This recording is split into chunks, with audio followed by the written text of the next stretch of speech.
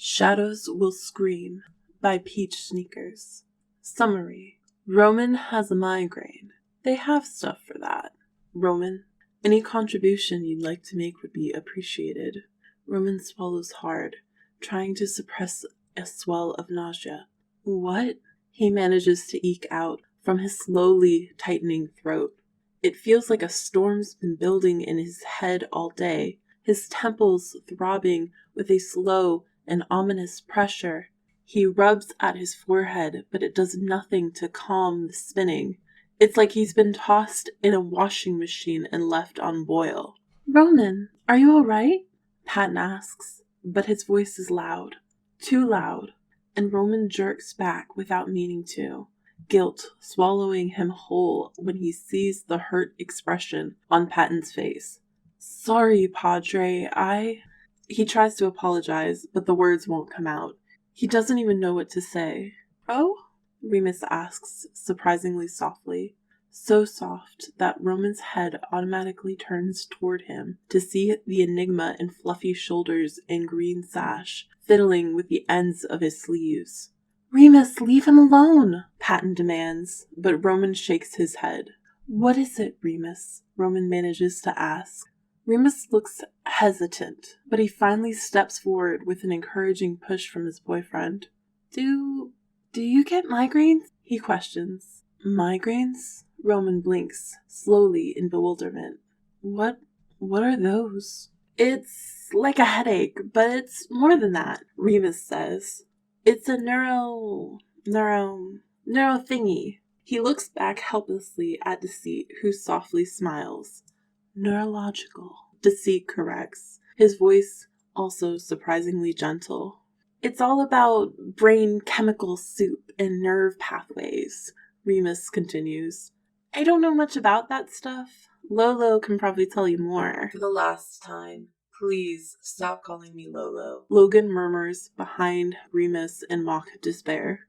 But also it can make it so you can't handle light or sound, and you get dizzy and want to puke everywhere, Remus says. And you look like you've got one bang-up headache, and you wince when Patton talks, so I thought maybe if I talk super quiet, you'd react better. Maybe, Roman says.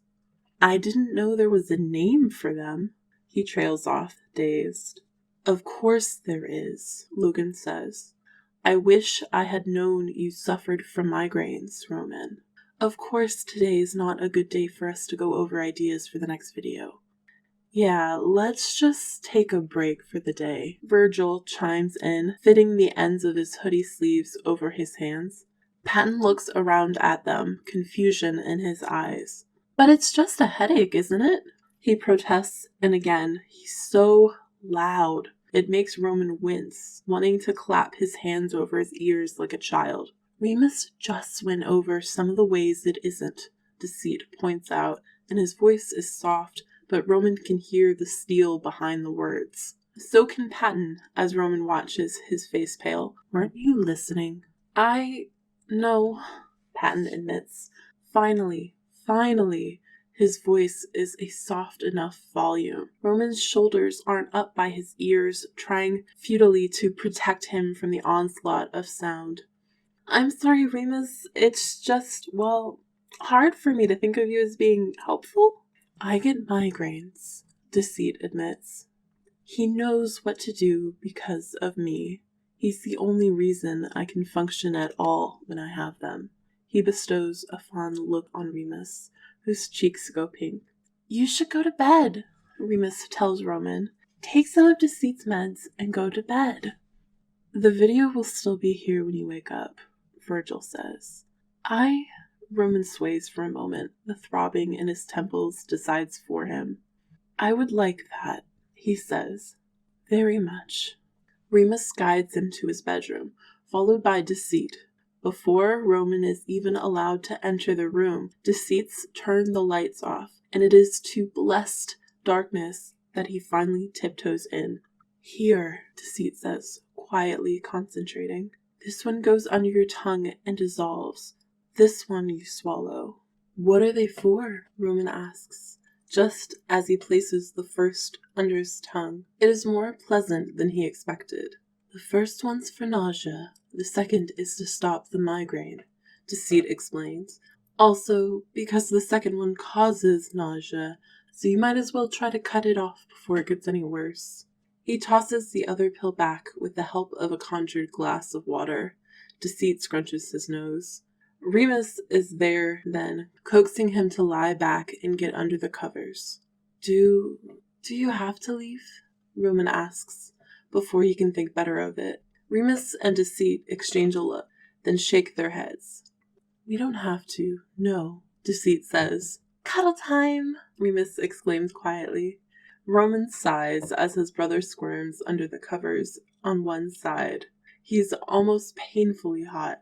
Deceit, by contrast, is cool, even under the blanket. Are you sure you shouldn't be in the middle? Roman asks. My brother's a furnace. Well, if you don't mind, Deceit says, and carefully tucks himself between Roman and Remus. He makes a happy sighing sound, and when Roman looks over, he can see that the tip of Deceit's tongue is sticking out. Thank you, he mutters. I didn't know I could do anything, that there was a name at all. No problem, Ro, Remus says sleepily. No problem at all, Deceit murmurs. Within minutes, all three of them are asleep, sprawled together on Roman's enormous bed. Well, that's it for this time. Thanks for listening, and links to the original story and author are down in the description below. Check it out. If you enjoyed this story, please like, reply, and share. Also, if you have any recommendations of stories you would like me to cover, drop a comment letting me know. That's all for now, my kind void dwellers. I will leave you until next time. Violet Tree out.